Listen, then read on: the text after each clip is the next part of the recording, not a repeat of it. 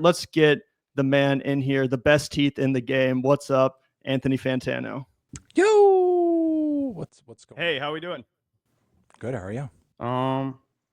Let's see here. Looks like the audio might be a little low. I'm gonna go ahead and bump you up. Really appreciate you taking the time, man.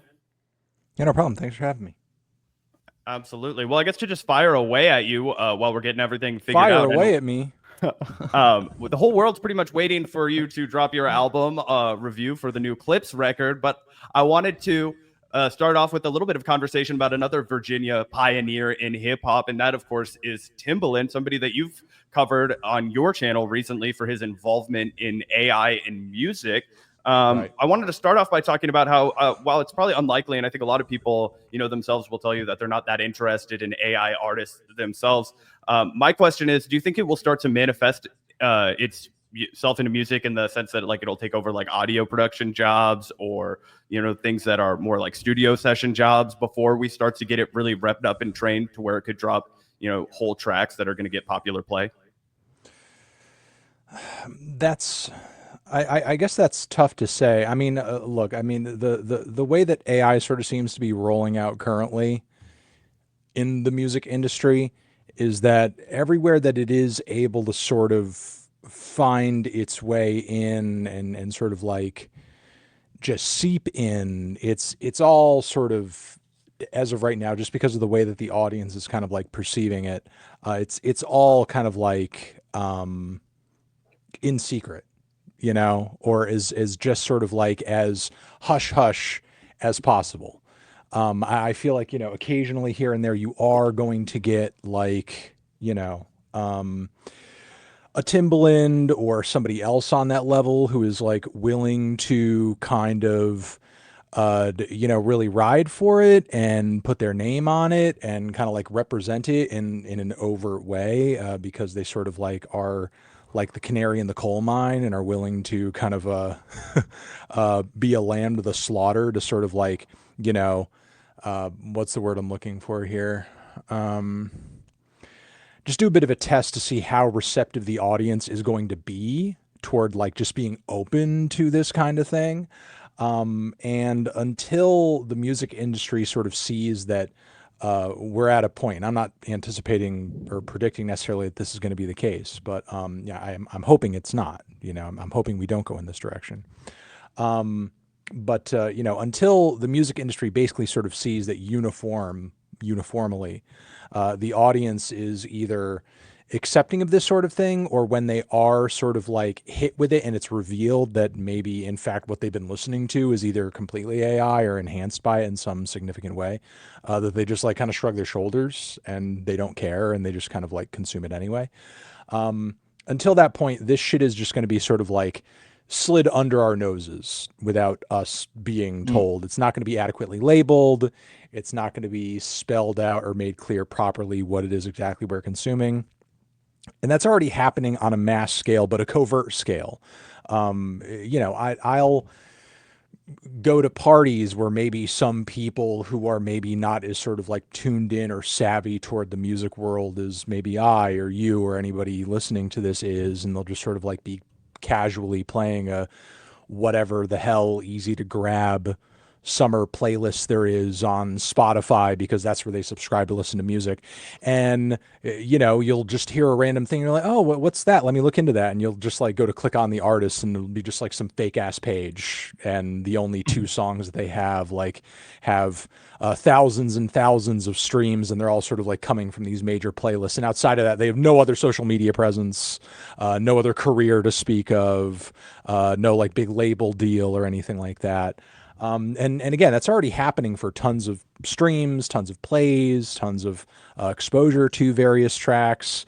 So we're already at a level which is already horrible enough, because each of those streams, each of those plays, each of those playlist positions, could be a spot that could be inhabited by a real artist, who actually has a legitimate career and is trying to build something for either themselves or their band or whatever. So you already have millions of streams going exactly to those types of tracks, either cuts that have been kind of like generically recorded in a studio as intended background playlist filler, or basically AI generated slop that serves the same exact purpose, just kind of like kill time on these playlists. And, an inordinate amount of time and engagement spent on platforms like Spotify, where people are supposed to be going on to consume music, is spent listening to material just like this, because it saves Spotify money. If there's less money to pay to the rights holder Yup. because it's not an actual artist, or they somehow own the rights to the music themselves because they've licensed it to put into these playlists, it's just another corner for them to cut at the end of the day and save themselves potentially millions of dollars down the road. Well, that's, I mean, a real reason why people like you and music curators and critics are important, because in the era of algorithms and playlists, it is going to be those, AIs making the decision and helping us discover music for us, instead of actual humans that are sharing opinions and sharing an actual music conversation. And what you said about AI reminds me a lot of movies. I was just talking about how I first wanted to be a movie critic, and a lot of film these days, AI is increasingly like seeping into it. There was a bunch of controversies at the most recent Academy Awards where it's not just movies that are being made with AI now because like the filmmaker is lazy. No, it's a bunch of high level filmmakers now that are having to fess up to the fact that, actually in the audio editing of this line, we did use AI. This was a controversy with The Brutalist. This was a controversy with Amelia Perez. Other movies like Furiosa from last year, it was revealed that AI was used for like some minor visual effects. And as someone who's very against AI myself, it does become tricky. Like, you don't want to just base your whole criticism of a film on some piece of technology used in it. That's not really, impacting your enjoyment of the final product. But I think, I remember you talking about the era of playlists a while back, Anthony, on your channel, and how like the playlist was kind of replacing the album. At one point, I think Drake even put out like a playlist instead of an album. And you were talking about like, is this a turning point for the model? And I think that's even more nefarious when you consider it and the implications you were just mentioning with AI, how you can just sneakily add an AI generated dance track onto a dance playlist, or an AI generated, lo-fi track onto a lo-fi playlist. And really, who's going to tell the difference? I probably wouldn't.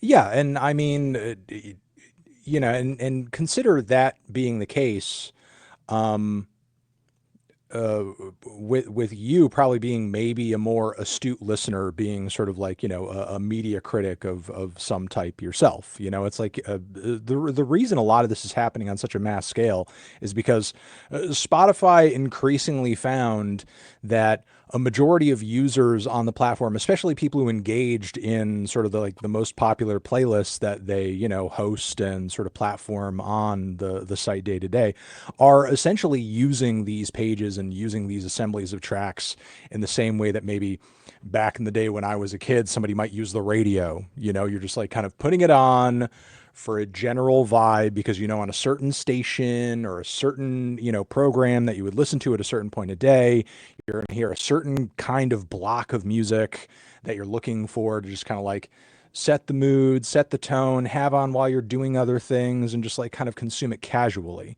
And the more casual Spotify listeners or Spotify, execs and tech people understood that engagement to be, the more they sort of figured like, well, if they're not paying full attention to this stuff, we need to, and we're basically, the way that we primarily monetize this stuff is by making sure people are fully engaged without interruption, like as few skips as possible, no clickaways, nothing that would sort of like, change the listener's mood or intentions or drive them to sort of like focus too much on the music in a way that might cause them to engage with it outside of just letting it play and just leaving it alone. It's like basically Spotify found that the way we maximize our profits here is to create an experience through playlists, through the algorithm, so on and so forth, where the listener can essentially turn it on, set it, and then forget it. So that means, nothing that's going to be weird or challenging or too outside of the norm. And in a lot of cases, as forgettable and as bland as possible, so that, again, it's not drawing so much attention to the thing to the point where it actually makes you want to do anything else other than just like leave it there and don't do anything else. So, that of course creates incentives to be like, well, is there a way that we can sort of incentivize artists through, messages or information on the dashboard or the back end and give them some sorts of analytics to incentivize them to create tracks that sound a certain way or fit into a certain rubric or bring a certain vibe? Is there a way we can sort of get artists to cut more songs that sound exactly like these tracks that sort of, tend to get replayed or played with the least amount of interruptions as possible? Is there a way now that we can actually get some kind of like AI interface to just basically Xerox us, dozens of songs that sound or pieces that sound exactly like this, and then we can just fill these playlists with tracks like that and further incentivize as few interruptions as possible? Which, I mean, is not like that's not a substantive or meaningful musical experience, That's just like kind of finding ways to create background noise to numb how mundane people's everyday lives are. Kind of like the line between content and art, really. At that point, it's just like a manufactured thing to basically do what you said, create background noise. Honest, I feel like to even call it content is insulting, Sure. Like it describes more intention to it than I think there really is. It's more like the difference between I mean, either just slop or I liken it to the musical equivalent of just static. It's just static playing in the background. It's not meant to sort of like be felt or engaged with in any way. It's just like kind of there in the background to make sure no thoughts are kind of creeping into your mind or something. You're not getting too preoccupied with anything else other than the task that you're supposed to be focused on, I guess, while it's playing. I was watching this documentary not that long ago about Kenny G. Actually, it's called Listening to Kenny G. And it's very much based around some of the criticisms he received back in the day for basically being like elevator music or like, background music for you to consume to, shop at the mall while this soothes you in the background. But one of the interesting things about that documentary is it actually showed how meticulous Kenny's process is with the music to almost like an obsessive level. Have you seen that film by any chance? Are you talking about the HBO documentary? Yeah. Okay, yeah, no, I saw that, and it was very interesting. And I mean, also you got to give credit to Kenny G for making what for a lot of people were some legitimate sex jams, back in the 90s as well. Yeah, it's not just Kanye elevator music. It's not just doctor's office music. It's also baby making music. Yeah, a lot of children exactly. were conceived of those Kenny G records. Yeah, and Kanye had him like play for Kim at their engagement or something like that. It was like part of his revival moment. That was one of my favorite parts in the documentary, is how like Kanye helped make Kenny G kind of cool again for a second there after like South Park savagely mocked him and a bunch of other people did. As well as you probably remember from the documentary. I mean, there were a lot of initially out of the gate when they started sort of like, playing his music on the radio and kind of like, beta testing it in a way. Instantaneously, there were countless women who just loved it. And we're calling into the station like, "What?" Fucking loved Kenny G when I was. What was that? Can we hear more of that? Can you play more of that shit? And his style inspired a whole radio format that just didn't like exist before. And on top of it, it's insane the amount of cultural capital that he kind of like grew at random in China, of all places, even during a time where there was like, a cultural boycott and you could only buy those tapes like boycott or not boycott, but like, bootleg and secondhand. And now they pump his music over loudspeakers when the workday is over. Yeah. So, I mean, it is true. You can most definitely like deride Kenny G's, music as being, kind of like a background kind of mood setter or something like that. But, you can't deny that there is like a unique kind of like level of skill and technique that goes into what he does, even if, as he admits in his, documentary there, that he's not necessarily thinking about what he does from like a musical theory perspective. And it's usually his producers that are kind of like assembling that on the back end after he's kind of riffed and stuff into the microphone and figured out whatever solo he wants to play is. But still, it's like it took him a while to hone those chops, and it's something that nobody else has been able to accomplish quite on his level. And it's not something that I think simply AI would be able to generate completely on its own without that rubric to work off of in the first place. The rubric is what I would really like to follow up and ask you about. You had a conversation with Curtis King on your show where you were kind of analyzing, and I think he'd previously analyzed on his YouTube show, the way that Timbaland was working on an AI generated beat, and how if you actually listen to it closely, you could still hear the original producer's tag in there, which leads to the conversation that so much of AI is just blatant plagiarism, right? It's stuff that we would never stand for. Yeah, in it's other just laundering other people's creativity. 100%. And I know that the music industry is very well, legally equipped in the copyright law because all of these, I don't know, Warner Brothers Records, all these conglomerates own the rights to the originals. Are they able to use that legally to train their artificial intelligence regardless of what the original artist has to say about it? Do you know much There's about that? And could you currently share right the now, argument? there's not any sort of like, federal laws preventing that from happening. It's like if there's anything legal going on in terms of like curtailing it, it's happening on the back end in the hypothetical scenario where maybe a popular top 40 hit song is copied in an AI track that also does really well commercially, and then somebody sort of like looking into the song is able to sort of figure out through either the musical theory behind the track or some of the aesthetics of it, like, oh, actually this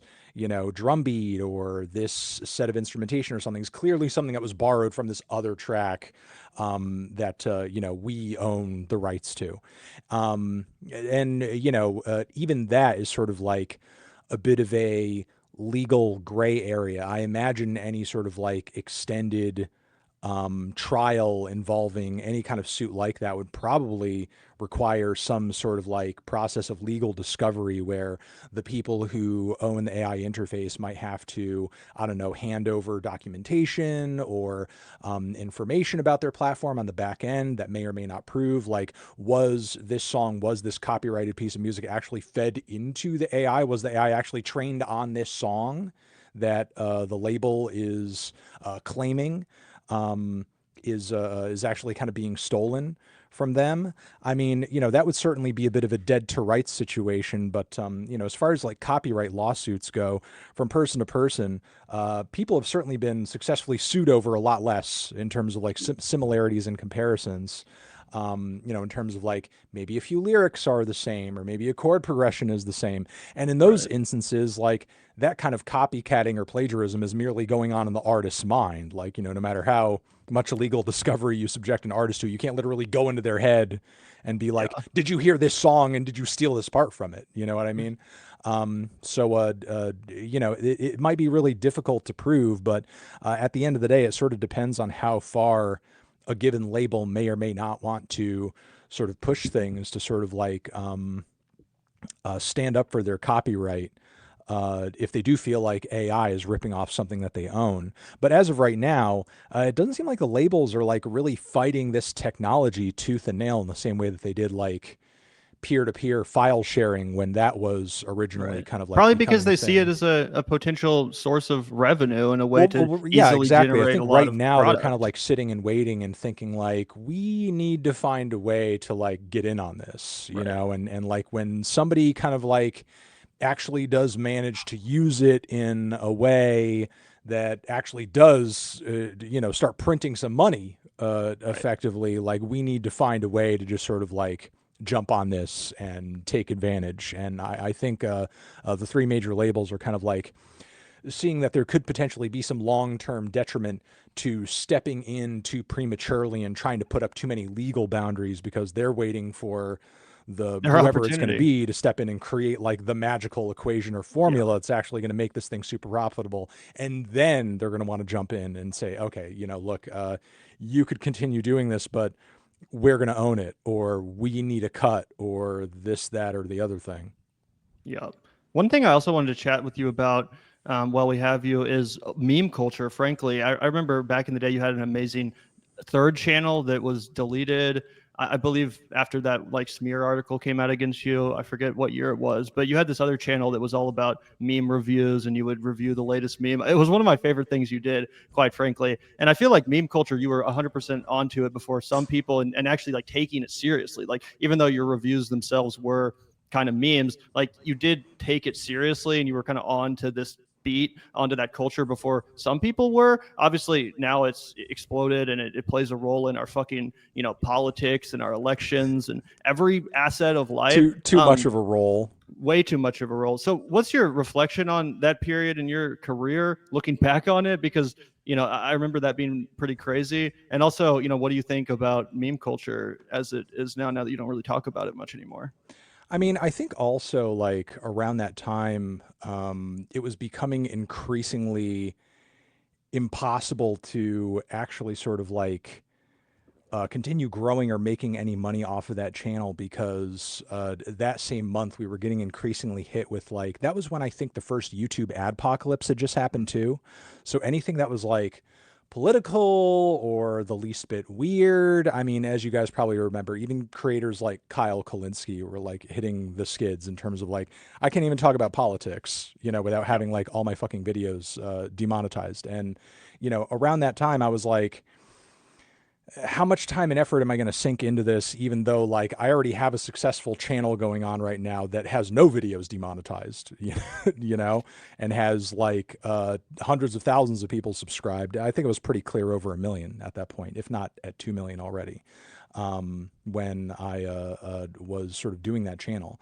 It was doing really well. I was happy to sort of be making that content. It was really fun. And, you know, I was trying to sort of like figure out a way that I can kind of like branch out creatively and branch my brand out in a fashion that also sort of like showed people that there's more to the way that I kind of like perceive culture outside of just like music and just kind of like consuming music, especially, you know, given that it was all sort of like on the internet. And I was already seeing like memes in relation to music and the music community on a regular basis.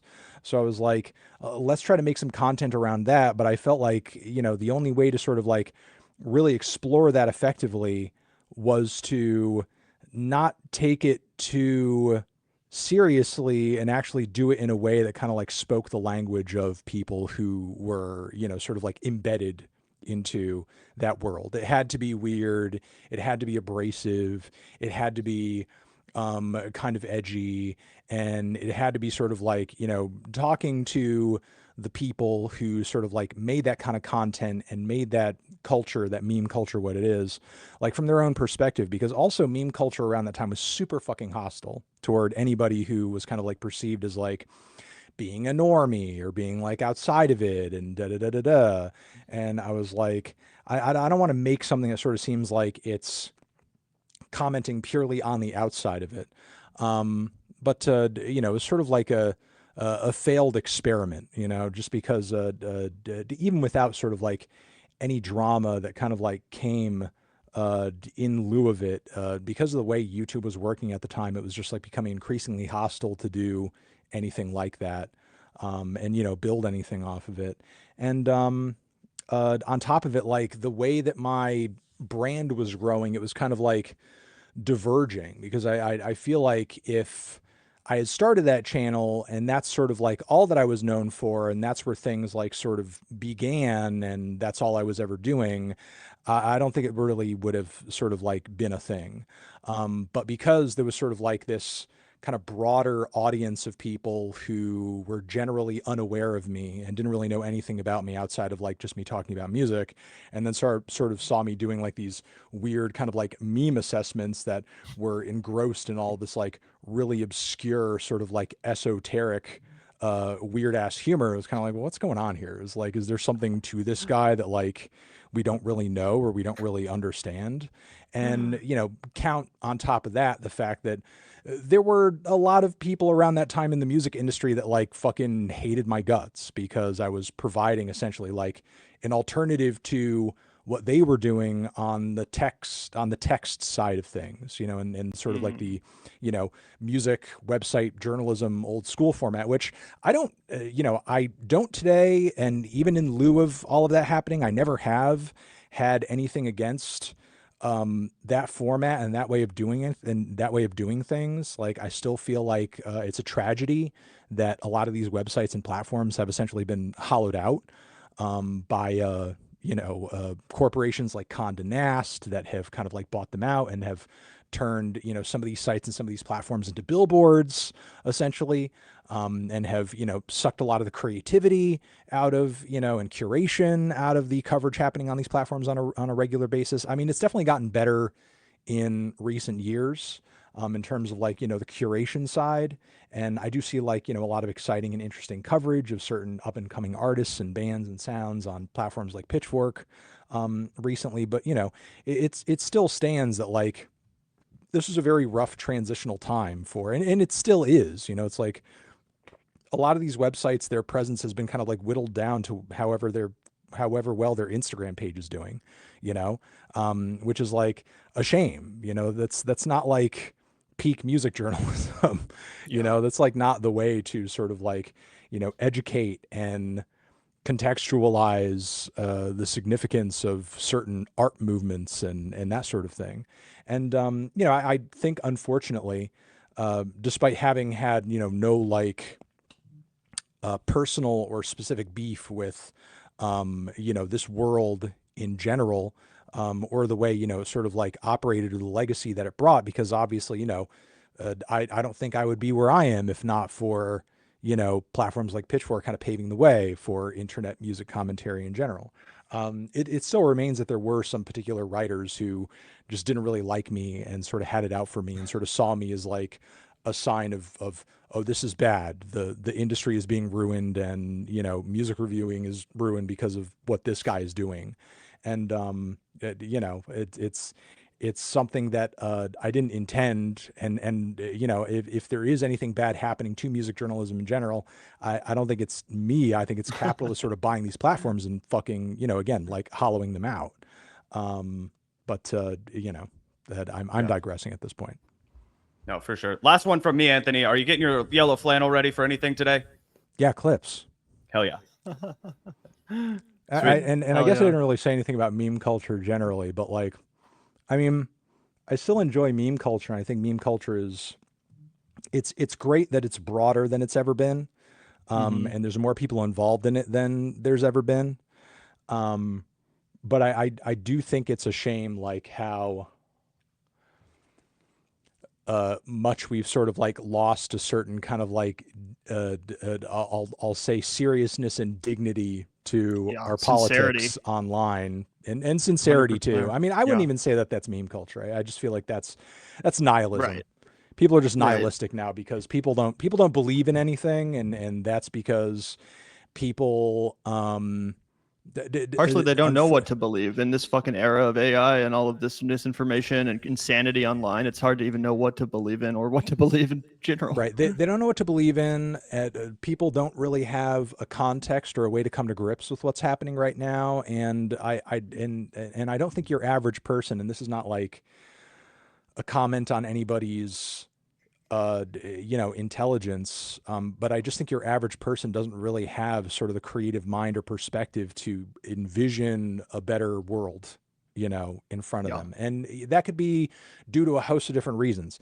Maybe they weren't given the opportunity or education to sort of like, you know, learn how to sort of, you know, imagine or reimagine the world in that way. Maybe they don't have the time. Maybe they're too busy working fucking 3 jobs. You know what I mean? Like, not everybody has the time or the perception or the wherewithal to sort of envision or have the, you know, guts or the drive to sort of like try to politically reorient the world in a way to where it actually fixes things and works more in favor of your average person.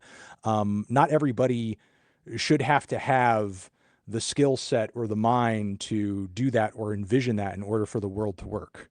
There's going to be certain people who sort of specialize in that kind of thing and do it well. And, those are the kinds of people who I think we should be seeing excel in government instead of, just basically this widespread nihilism that we see spreading all over social media. And instead of like valid political points being made, we just kind of see like the White House posting dunks And AI on crap, people on Twitter with like AI bullshit. Yep. No, it's total madness. Total madness. Really appreciate you stopping by, Anthony. Also, speaking of the yellow flannel, I had to say as one final note, the first ever review of yours I watched, I actually got really pissed off at the time because I was so into fucking Animal Collective and you shit all over Panda Bear meets the Grim Reaper, which at the time was like a huge revelation for me musically. So at first I was like, fuck this guy. But I have to say I was so happy to see you don the yellow flannel earlier this year for Panda's latest release, Sinister. Right. Did you like Sinister Grift? I did. Yeah, I loved most of his stuff, but I do agree with a lot of the points you made about how he's progressed and, it was a little bit less indulgent and stuff like that. So I loved that review. I was so glad to see you come full circle on that. It's such a great record. I was playing it just the other week, so it's still holding up. Oh, it's fire. Oh, yeah. Well, appreciate the time, Anthony. It was great chatting with you. Yeah, thanks for having me on. Bye. I'm going to go work on the clips. Woo, can't wait. Bye. You guys heard it here first. The yellow flannel for Clipse. Pusha T stealing another fucking summer, everyone. Man, I've been spinning it. I still need to listen to it. The first song is great. From there, it only gets better.